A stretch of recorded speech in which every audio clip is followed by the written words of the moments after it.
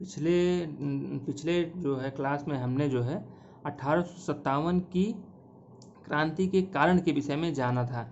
इस बार हम लोग जानेंगे 1857 का विद्रोह या क्रांति असफल क्यों हुई। इसका सर्वप्रथम प्रमुख या पहला प्रमुख कारण है योग्य नेतृत्व का अभाव। योग्य नेतृत्व का अभाव। 1857 की क्रांति के समय जो कोई योग्य नेतृत्वकर्ता नहीं था। बहादुर शाह जफर, जिन्हें जो है सर्वप्रथम क्रांति की बागडोर दी गई थी, वो उनकी उम्र लगभग 70 वर्ष के आसपास थी। तो एक और उनकी स्वीकार्यता भी नहीं थी सभी लोगों के पास, सभी क्रांतिकारियों को। और अन्य जो क्रांतिकारी थे वो भी अलग अलग तरीके से लड़ रहे थे। कोई एक योग्य नेतृत्व देने वाला कोई नहीं था। कैनिंग ने कहा था, अगर गलती से सिंधिया भी इस विद्रोह में शामिल हो जाता तो हमें अपना बोरिया गोल करना पड़ता। लॉर्ड कैनिंग ने कहा था। तो इसका तात्पर्य यह है कि जो बड़ी बड़ी रियासतें थी या जो नेतृत्वकर्ता रियासतें थी, उन्हें अंग्रेजों ने लालच देकर या जो भी कहें अपनी तरफ मिलाए रखा कि ये क्रांतिकारियों से न मिल पाए, कि उनको योग्य नेतृत्व मिल सके। दूसरा प्रमुख कारण रहा विद्रोह की असफलता का संसाधनों की कमी। 1757 में जब बंगाल की विजय अंग्रेजों ने प्रारंभ की, तब से ही भारत के धन को वो ब्रिटेन में इन्वेस्ट करते रहे। इससे क्या हुआ, भारत में बड़े पैमाने पर संसाधनों की कमी हुई। भारतीय संसाधन कहा जाता है कि जो औद्योगिक क्रांति हुई थी वो उसमें प्रमुख भूमिका जो है भारतीय उपमहाद्वीप के संसाधनों की ही रही थी, क्योंकि यहाँ संसाधनों का बड़े पैमाने पर जो है वहाँ किया गया। इससे यहाँ इन्वेस्ट में कमी हो गई और संसाधन जो है क्रांतिकारियों के पास थे नहीं कि वो अपने आप को कम्युनिकेट करते और जो गरीब से गरीब तबका है उसको अपने साथ जोड़ते या अन्य तबके को या व्यापारी वर्ग को अपने साथ जोड़ने में सफल हो पाते। तीसरा प्रमुख कारण है एकता की कमी। जो भारतीय सैनिक थे या भारतीय क्रांतिकारी थे वो जाति, धर्म, संप्रदाय आदि के आधार पर बटे हुए थे। परिणाम स्वरूप वो एकजुट होकर लड़ न सके। संगठन का अभाव। 1857 की क्रांति के समय कोई अंतर क्षेत्रीय संपर्क स्थापित करने का प्रयास नहीं किया गया।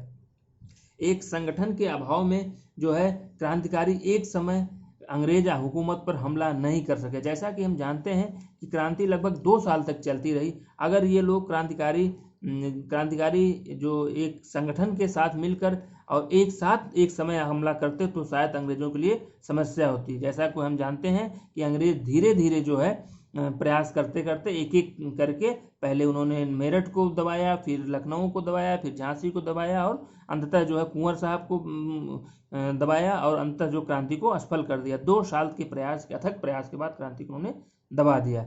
जैसा कि हम जानते हैं कि आज़ादी के समय राष्ट्रपिता महात्मा गांधी का सबसे बड़ा योगदान ये था कि जब वो नमक कानून एक संगठन के माध्यम से जब वो नमक कानून गुजरात में तोड़ते थे तो उसका प्रभाव दक्षिण भारत तक दिखाई देता था और बिहार से लेकर बंगाल तक, असम तक सब जगह जो भारत सरकार बंद हो जाती थी। तो ये जो संगठन का प्रयास होता है किसी भी क्रांति या किसी भी आंदोलन के सफल बनाने में, एक संगठन सबसे महत्वपूर्ण भूमिका निभाता है। जैसा कि हम जानते हैं इटली में भी जो एक संगठन बनाया गया था, इटली जब एकीकरण हो रहा था तो इटली के एकीकरण में भी जो है एक संगठन बनाया गया और इस संगठन के माध्यम से युवाओं को, लेखकों को और विद्वानों को, क्रांतिकारियों को, सबको एक मंच पर लाया गया। उनमें उनके साथ उनको व्यापारियों को भी जोड़ा गया। कहा जाता है कि इटली की क्रांति को सफल बनाने में लोहा और कोयला की भूमिका थी। लोहा अर्थात अर्थतंत्र या व्यापार और कोयला मतलब जो शक्ति है या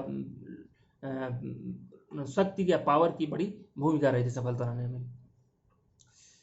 और तीसरा अगला प्रमुख कारण है सारे वर्ग में विद्रोह नहीं फैला। विद्रोह जो है 1857 का विद्रोह जो सभी वर्गों में नहीं फैलता। इसका प्रमुख कारण ये था कि क्रांतिकारी एक अराजक स्थिति में थे। तो जो व्यापारी वर्ग था और जो नवीन मध्य वर्ग था, नवीन मध्य वर्ग अर्थात जो मैकाले की नीति के तहत जो अंग्रेजी पढ़े लिखे जो बाबू थे, क्लर्क थे, जो अन्य जगह अंग्रेजों के साथ मिलकर सेना में काम करते थे, जैसे सिख हो गए, गोरखा हो गए, बलूच हो गए और तमाम इस तरह से लोग जो वर्ग जो है अंग्रेजों के साथ जुड़ा हुआ था, उसमें विद्रोह फैला नहीं। इसका प्रमुख कारण था कि उनको विद्रोही कोई ऐसा एजेंडा नहीं दे सके जैसा कि अब्राहम लिंकन ने अमेरिका में दिया और महात्मा गांधी ने भारत में दिया था कि हम एक इकोनॉमिक मॉडल बनाएंगे, हमारी अर्थव्यवस्था ऐसी होगी, हम व्यवस्था को ऐसे चलाएंगे। वो मॉडल वो व्यापारियों को और मध्य वर्ग को दे न सके। जैसा कि हम जानते हैं कोई भी क्रांति तभी सफल हो सकती है जब उसमें मध्य वर्ग और व्यापारी वर्ग पूर्ण रूप से साथ दें। बिना मध्य वर्ग और बिना व्यापारी वर्ग के विकास के क्रांति या कोई भी आंदोलन सफल नहीं हो सकता। फिर अगला प्रमुख कारण है असफलता के अगला प्रमुख कारण है क्रांति का सैनिक रेजिमेंटों में विद्रोह का फैलाव नहीं। जैसा कि हम जानते हैं कि सभी सैनिक रेजिमेंटों में विद्रोह नहीं फैल सका। हमें पता है लखनऊ के विद्रोह को गोरखा रेजिमेंट की सहायता से दबाया गया था। कानपुर का विद्रोह जो है सिख रेजिमेंट ने दबाया था। लाहौर में जब विद्रोह होने शुरू हुआ तो वहाँ भी सिख और गोरखा रेजिमेंट ने जाके दबाया। तो इस समय बलूच रेजिमेंट, जैसा कि 1857 के पील आयोग में बताया गया कि जो सेना को हम इस हिसाब से बांटें कि जो उसका अलग अलग रेजिमेंट रहे जो विद्रोह के समय इन्हें एकजुट न हो। कुछ सैनिकों में तो विद्रोह का असर दिखा, लेकिन जो मध्य भारत और उत्तर भारत में सैनिक विद्रोह कर रहे थे, लेकिन दक्षिण भारत के सैनिक और पश्चिमोत्तर भारत के सैनिक अंग्रेजों के साथ बने रहे, क्योंकि अंग्रेजों के साथ न होते तो वो विद्रोह को आसानी से दबा नहीं पाते। भविष्य की कोई योजना नहीं थी, अर्थात क्रांतिकारियों ने भविष्य के लिए कोई योजना का निर्माण किया ही नहीं था और क्रांति धीरे धीरे बढ़ती चली गई। लेकिन भविष्य उन्होंने अपने मध्य वर्ग और व्यापारी वर्ग के लिए या अपने आम लोगों के लिए भविष्य की योजना नहीं बनाई थी। भारतीय रजवाड़ों और जमींदारों का सहयोग अंग्रेजों को मिला।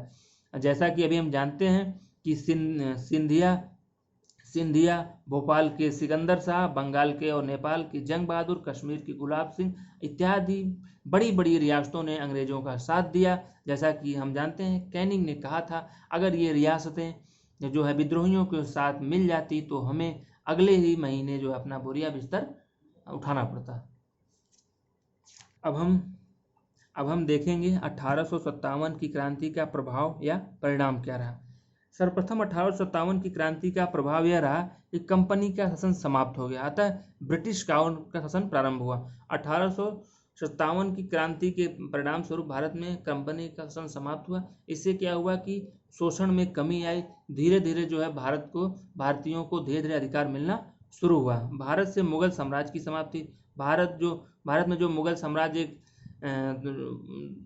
जो इसको प्रिवी पर्स मिलता था और तमाम सुविधाएं अंग्रेजों की तरफ से मिलती थी, उसको भी इस क्रांति के बाद समाप्त हो गया। कोर्ट ऑफ प्रोपराइटर एवं बोर्ड ऑफ कंट्रोल का दोहरा शासन समाप्त हुआ। जैसा कि हम जानते हैं कि भारत में जो है 1765 के बाद लॉर्ड क्लाइव के बाद दो व्यवस्था बनाई गई थी। उसमें जो है दोहरा शासन व्यवस्था भारत में चल रही थी, वो इस शासन व्यवस्था समाप्त है। दोहरा शासन मतलब होता है कि वित्तीय पावर किसी और के पास थी और सैनिक पावर किसी और के पास थी। अब वो व्यवस्था समाप्त हो गई। गवर्नर जनरल वायसराय कहे जाने लगे।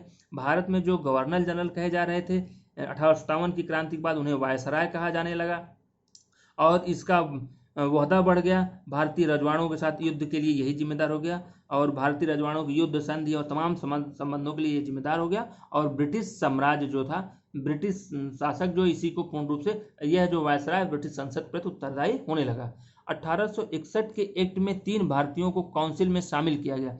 जो वायसराय की काउंसिल बनाई गई उसमें कुछ भारतीयों को भी शामिल करने का प्रयास किया गया, जिनमें बनारस के राजा को, पटियाला के राजा को और सिंधिया के सामंत दिनाकर राव को वायसराय की समिति में शामिल किया गया और भारत के संबंध में नीतियां बनाते समय उनसे सलाह मशवरा लेने का प्रयास किया गया।